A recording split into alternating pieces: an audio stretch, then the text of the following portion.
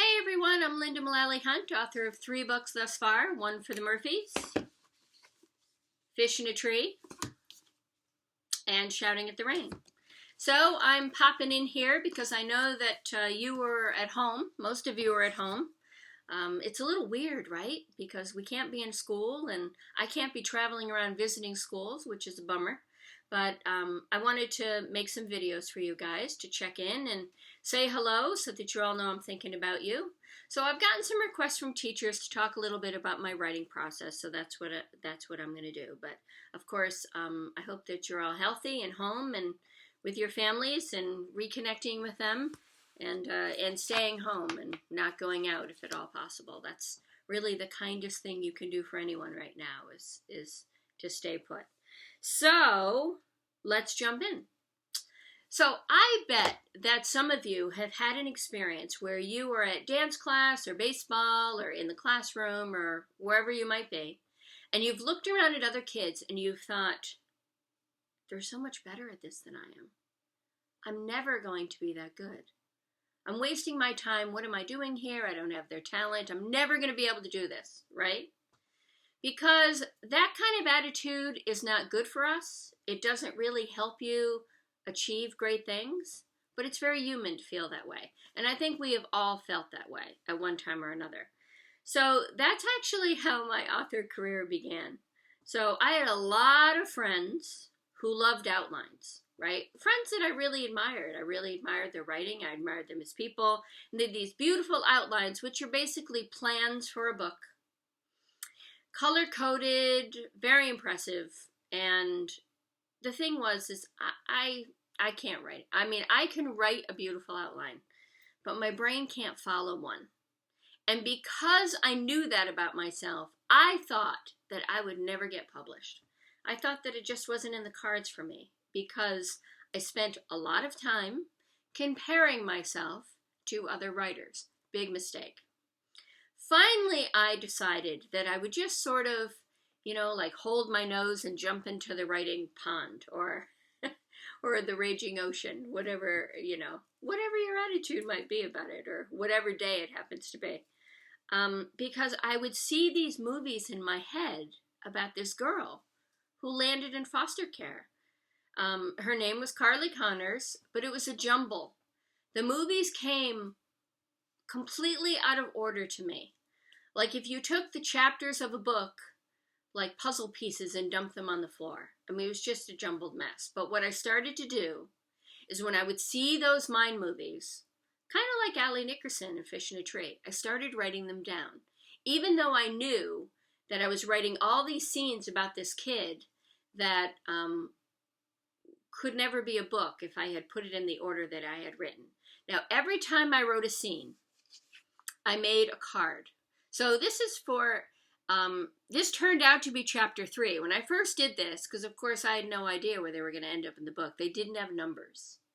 And the very first time that I did this, I ended up with 50 3x5 cards about this girl named Carly Connors who lands in foster care. That book would later become one for the Murphys. And I went out to my dining room and I took those cards one by one. One day when I was all by myself, it was quiet. And I looked at each card and I thought, let's see, if this were to go into a book, where would it go? Okay, well, in this scene, Daniel despises Carly. So this would have to go near the beginning. And I put it on the floor way over on this side. And then I took another card and I said, oh, okay, well, because of such and such, this would go near the end. And I put it on the floor at the end. And I did that with all 50 cards. And then I stood there and I looked at them all in a row. And I tried to decide if that would actually make a book. Well, you know what? It did make a book. And the reason it made a book is that Carly Connors had changed from the first card to the last card. Okay, that is the hallmark of a novel, usually, is that the main character has changed somehow. Usually, or at least with the books that I tend to write, that main character has had some sort of internal change. So here are a whole bunch of cards, right? I have a card for each scene. These are my one for the Murphys cards. And what I did once I had these cards is you see they have color-coded circles. So each card has a color-coded circle to represent which character appears in that chapter. So that way, when I laid them all out, again, later, when I assigned the chapters numbers and I laid them all out, then just visually, very quickly, I could tell how often each character appeared. So in the very first draft with the colored circles, Daniel Murphy had 12 cards in a row where he didn't appear. And that was, that was too many chapters for Daniel to not be there. So I switched some cards around. I added some scenes. It took me about 10 months to write the first draft of One for the Murphys, but I revised it for 18 months before I ever sent it off to an agent. So the gold is in the revision, folks. The gold is in the revision. Another thing that I do is I use my table of contents. So this is the table of contents for One for the Murphys. And what I do is, it sort of gives me an overall visual of the book. And what I do is I color code each chapter for what subplot it is. And again, like I do with the characters, to make sure that things are spaced out properly. So I wouldn't want like pink, pink, pink, and then green, because you wouldn't want 3 chapters that deal with the same subplot all in a row. I mean, in some cases, I guess that would work, but I personally try to space them out. Another thing that I do sometimes is when I want to anchor the book in time, I print out a plain calendar. And every scene in the book is placed on this calendar. So if you were to, and I had this in front of me, ever ask me, what's the date that chapter 13 took place in one of my books, I could probably tell you if I had the calendar handy. Now, once I get all of these written, all of these scenes written, and they're written as separate Word files.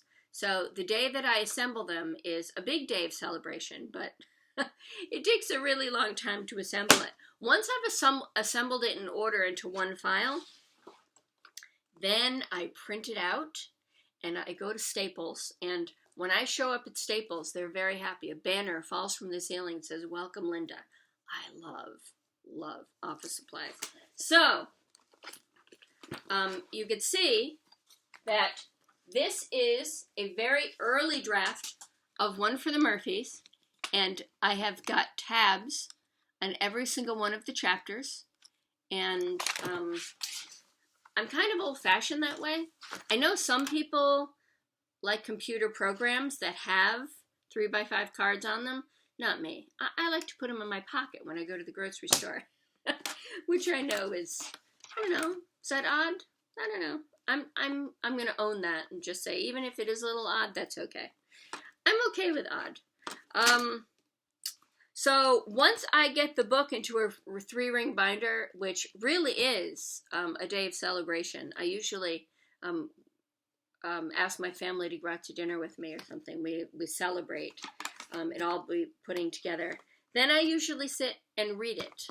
I like to read from a book rather than a computer, and I do it with a pen. I go through.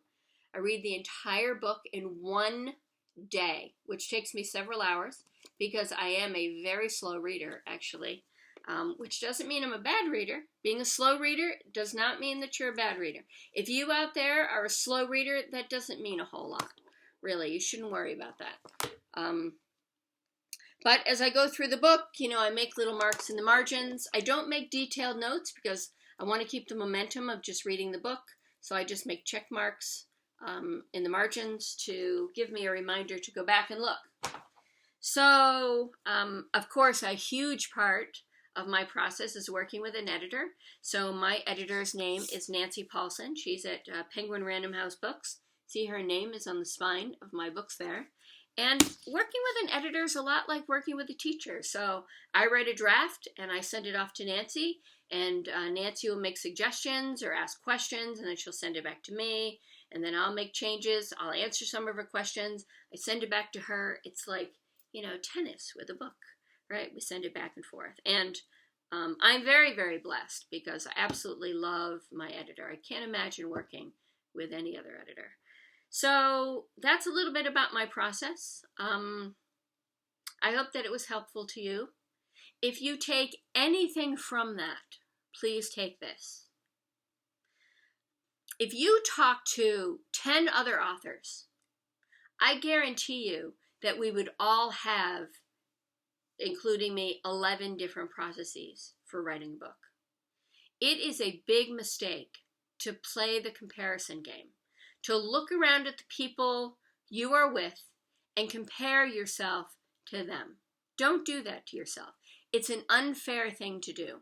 Because when you think about it, right, if I were going to compare myself to someone who played baseball, I'd compare myself to the best baseball player, to the best writer, to the best artist, to the best origami expert, to the best, gymnast, right? We compare ourselves to the people who are at the best in their field.